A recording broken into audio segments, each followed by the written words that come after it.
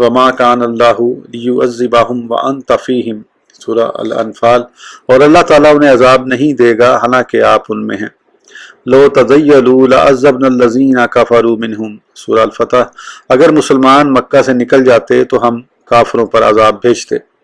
فاخرجنا من کان فیہا من المؤمنین، سورہ الزاریات، پس نکال دیا ہم نے قوم لوط کی بستی سے ان مومنوں کو جو وہاں تھے۔ ان آیات میں فرمایا کہ دنیا پر عذاب نہ آنے کی وجہ حضور صلی اللہ تعالیٰ علیہ وسلم کا تشریف فرما ہونا ہے۔ نیز مکہ والوں پر فتح مکہ سے پہلے اس لیے عذاب نہ آیا کہ وہاں کچھ غریب مسلمان تھے۔ قوم لوط پر عذاب جب آیا تو مومنین کو وہاں سے پہلے ہی نکال دیا۔ معلوم ہوا کہ انبیاء کرام علیہ السلام اور مومنین کے طفیل سے عذاب الہی نہیں آتا۔ یہ حضرات دافع البلا ہیں، بلکہ آج بھی ہمارے اس قدر گناہوں کے باوجود جو عذاب نہیں آتا، یہ سب اس سبز گنبد کی برکت